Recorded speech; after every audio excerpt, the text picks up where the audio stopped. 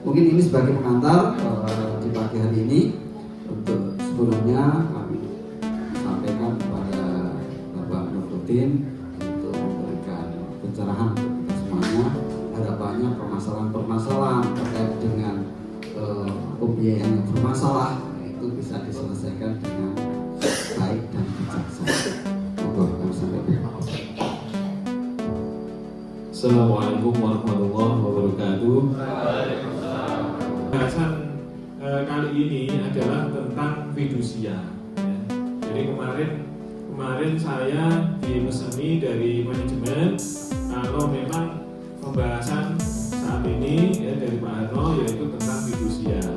Nah, berarti kita bahas fidusia terlepas nanti pembahasan di kemudian hari tentang sertifikat yang saat ini elektronik seperti yang disampaikan oleh Pak Harno, di mana sertifikat elektronik tersebut hanya satu lembar, semuanya serba elektronik, termasuk tanda tangannya juga elektronik, dan juga kaitannya dengan hak tanggungan dan tidak hak tanggungan itu bagaimana sikap kita, kan itu.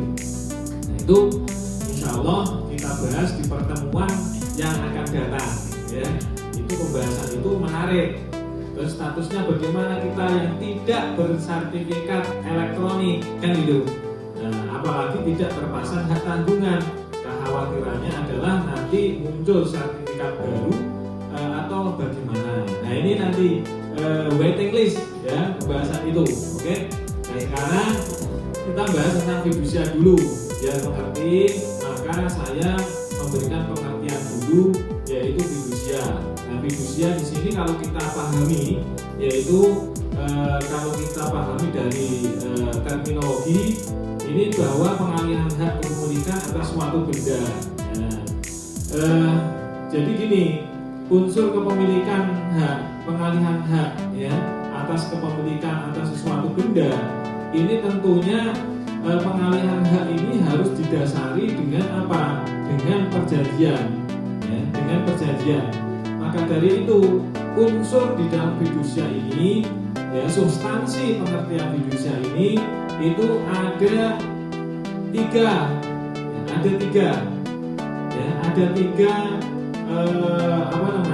bentuk. Yang pertama yaitu perjanjian pokok, ya, perjanjian pokok. Yang kedua yaitu akte jaminan fidusia. Ya, yang ketiga baru muncul sertifikat fidusia. Ya, ada perjanjian pokok belum tentu ada akte fidusia dan sertifikat fidusia. Tapi kalau muncul sertifikat fidusia sudah ada, meski barang tentu ada, yaitu akte jaminan fidusia dan ada perjanjian pokok atau akad kita.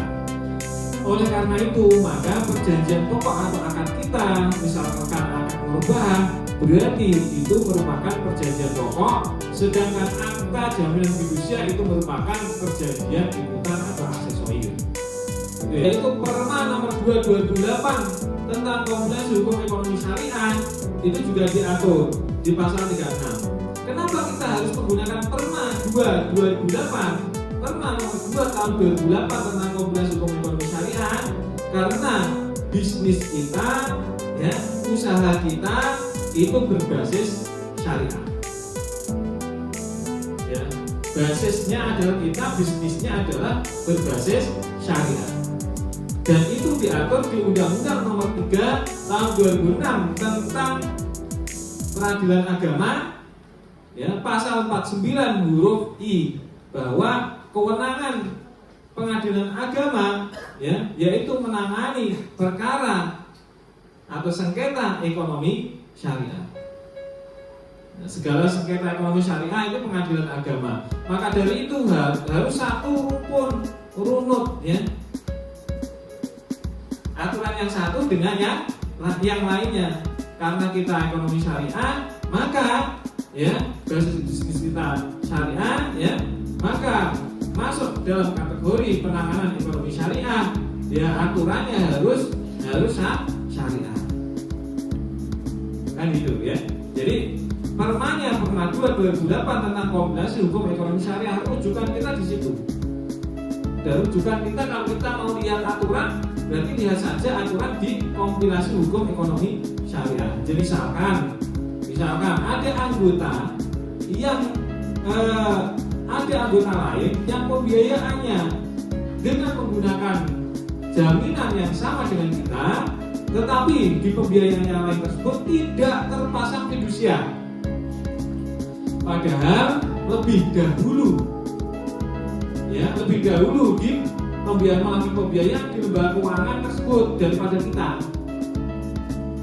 Ya, kita terpasang fidusia di lembaga keuangan yang lainnya tersebut itu tidak terpasang fidusia. Jaminannya sama. Kok bisa bagaimana? Kasusnya begini.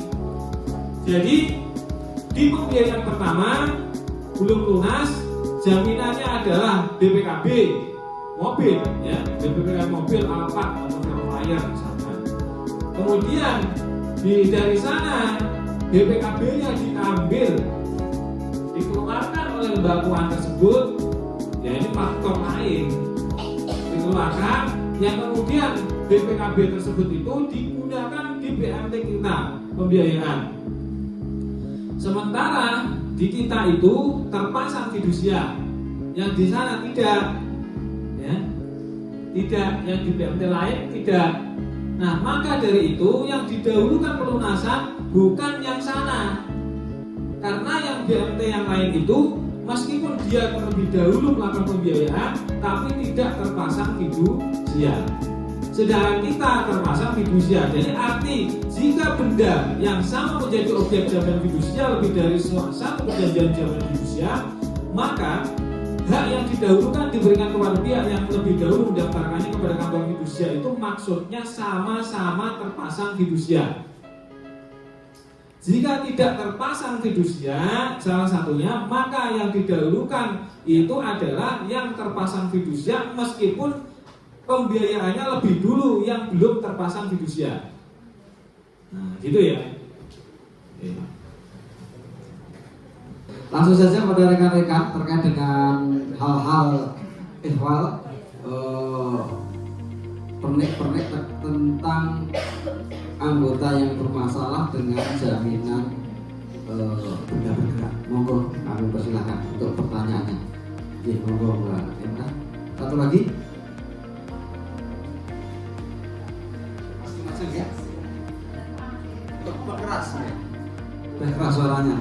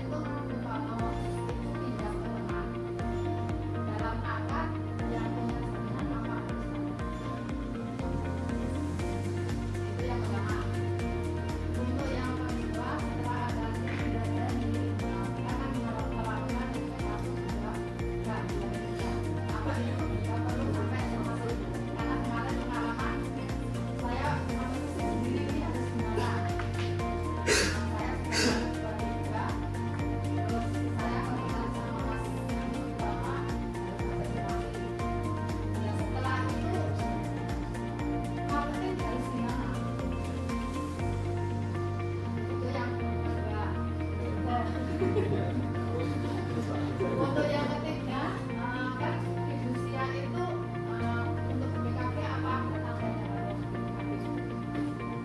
Kalau sertifikat kan kalau saja ada keterangan di ganti nama. Untuk BPKB apa itu ada tadi yang bisa untuk melunasi itu fidusia yang pertama didaftarkan.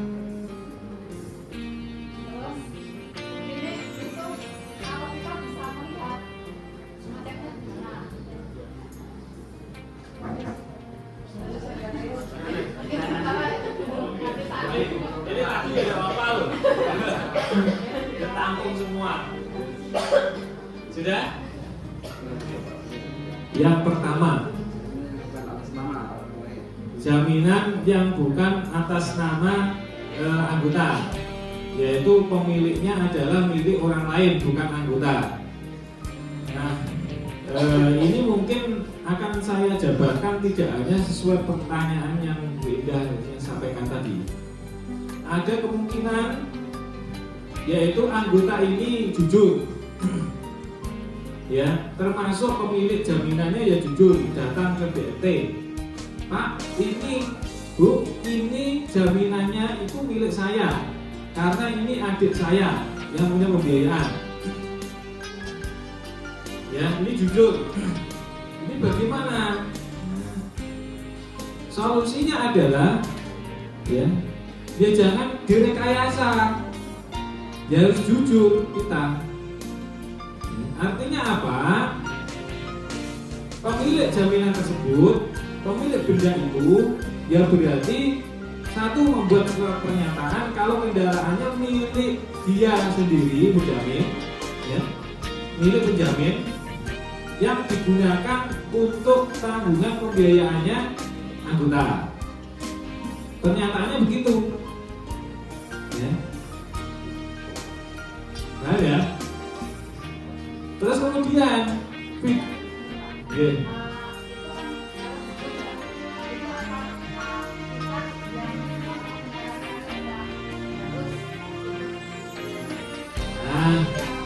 Dia menyarankan, misalnya dia ditanya dulu, nggak tanya dia pasti nggak jujur, betul nggak? Nah, Bu, Pak, sebenarnya unit ini miliknya siapa? Oh, ini milik adik saya, Bu, kan gitu. Nah, Bu, solusinya unit ini kalau miliknya saudara, ya, saudara jenengan, berarti saudara jenengan harus tanda tangan pernyataan dan juga tanda tangan dalam akad sebagai penjamin, ya, begitu kan? Itu kalau dia jujur apa adanya. Tapi kalau nggak jujur bagaimana? Nah, kalau nggak jujur itu misalkan, Bu, ini kendaraan siapa? Bawa sini BMT, Bu, bawa. Terus ini kendaraan siapa? Punya saya, Bu. Ya bikin pernyataan. Pernyataan itu kalau itu miliknya dia, untuk pembiayaan saya sendiri di BRT, ya, tapi belum dibalik nama. Nah, ini apakah BMT bisa disalahkan? Ya tidak.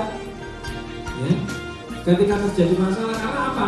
Ada pernyataan yang dilakukan oleh anggota sendiri di atas materai, dilakukan oleh tanda tangannya, ditandatangani oleh anggota sendiri yang mengaku dirinya, itu pemilik dari unit itu atau benda itu, guna pembiayaan dirinya sendiri, gitu ya. Tapi kalau memang dia ini jujur, ditanya jujur, ya berarti pernyataannya berbeda. Secara otomatis akte jaminan fidusia yang tanda tangan siapa? Kalau jujur itu miliknya penjamin. Akte jaminan fidusia yang tanda tangan siapa? Bukan anggota, tapi pemilik benda. Paham ya? Sehingga nanti sertifikat fidusia munculnya di sana itu bukan namanya pemberi fidusia, itu tertulis namanya pemilik jaminan, bukan namanya anggota, ya, atau bahkan tertulis nama BMT, itu malah salah kaprah, gitu ya.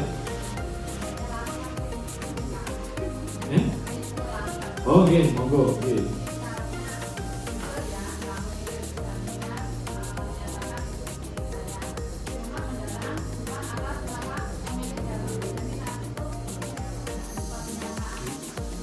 Berarti pernyataannya bahwa kendaraan ini adalah benar-benar milik saya guna pembiayaan atas nama anggota, identitasnya ditulis, yang saat ini yang belum dibalik nama itu dan belum dibalik nama. Hanya itu aja sudah cukup. Sudah cukup itu. Sambung? Sudah? Syaratnya fidusia bisa jalan itu manakala anggota tidak janji, pasal 33 Undang-Undang 42 tahun 1999 tentang jaminan fidusia. Ya. Syaratnya adalah tidak janji. Kalau dia tidak melakukan tidak janji, dia tidak bisa dilakukan eksekusi. Nah, itu ya.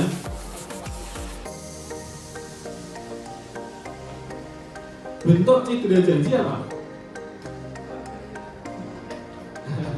Bentuknya, wujudnya adanya surat peringatan SP, SP1, SP2, SP3 harus ada surat peringatannya. Itu menunjukkan anggota tersebut buat prestasi. Selain itu juga track record, ya, rekening koran yang ada, ya, karena dia tidak membayar angsuran sebagaimana yang diperjanjikan. Nah, buktinya itu. Semuanya itu serba bukti. Panjenengan mendalilkan harus membuktikan. 163 HIR dan siapa mendalilkan dia harus membuktikan. 164 alat bukti, bentuk-bentuk alat bukti. Termasuk ada yang pertama surat, yang kedua saksi dan lain sebagainya. Minimal 1, 2 itu harus ada. 1 bukti surat. Nah, bukti suratnya adalah mendalilkan kalau dia buat prestasi apa? Yaitu 1 rekening koran, ya. Kalau dia menunjukkan track recordnya dia tidak membayar. Yang kedua adalah SP1, SP2, SP3. Ada nggih? Tentang aspek pidananya. Di pasal 35 dan pasal 36, setiap orang memasukkan, mengubah, menghilangkan pasal 35-nya ya. Memasukkan, mengubah, menghilangkan, memberikan keterangan secara menyesatkan yang jika hal tersebut diketahui oleh salah satu pihak tidak melahirkan perjanjian jaminan fidusia. Fidusia yang telah kita ikatkan itu akan gugur ya Pak ya, karena otomatis sudah menutup perjanjian berikutnya, kan sudah dinyatakan lunas. Maksudnya skedul yang tadi disampaikan oleh Pak Udin itu kaitannya dengan sudah memberikan waktu ini, yowes kira tidak bisa memenuhi angsurannya tanggal sini, dengan ajeng tanggal berapa kan kayak surat dia buat surat pernyataan Pak kumuliti tanggal ini, ternyata ketika tanggal yang disepakati itu tidak bisa, karena sudah melanggar sudah bukan prestasi, dan itu artinya tidak ada etikat baik dari anggota. Mungkin itu ya Pak sebagai penekanannya. Mungkin pertanyaan saya bisa diluruskan kalau ada yang sudah benar, pahamnya sudah benar. Jadi intinya kalau itu reschedule berarti intinya kan menghapus akad yang lama. Nah, kalau menghapus akad yang lama, padahal perjanjiannya itu dulu fidusia menggunakan perjanjian pokok yang lama, maka secara otomatis sertifikat fidusia dengan perjanjian yang lama yang tidak berlaku. Harus menggunakan perjanjian yang baru, di mana buat yang baru itu harus didaftarkan. Tapi kalau menggunakan addendum, ya, addendum hanya memberikan kelonggaran angsuran dengan didasari addendum tersebut tidak perlu didaftarkan fidusia karena perjanjian pokoknya masih berlaku. Itu pakai surat kuasa. Jadi kalau pakai surat kuasa itu tanpa hadirnya anggota, BMT itu bisa menandatangani di dalam akta jaminan fidusia. Ya. Tapi dengan catatan sertifikat fidusia itu harus tertulis bukan nama BMT pemberi fidusianya, tetapi ditulis atas nama anggota. Betul nggih? Clear ya ini ya? Cukup ya. Jadi karena juga waktu juga, kalau nanti kita sesi berikutnya karena masih banyak pertanyaan dan kes-kes yang ada. Tentunya dari kes-kes yang ada ini kita tidak lanjutin dan berkomunikasi dengan Pak Kodir selaku narasumber dan juga lawyer dari BND. Harapan kita semuanya segala permasalahan yang dilakukan BND ini bisa berjalan dengan tuntas seperti itu. Mungkin ini yang kita sampaikan pada kesempatan siang hari ini. Sebelum ditutup Pak Kodir memberikan clue atau sudah cukup. Kalau sudah cukup langsung kami tutup atau Pak SD ada yang disampaikan dulu? Harapannya dengan semangat seperti ini menambah keilmuan kita dan juga kehati-hatian kita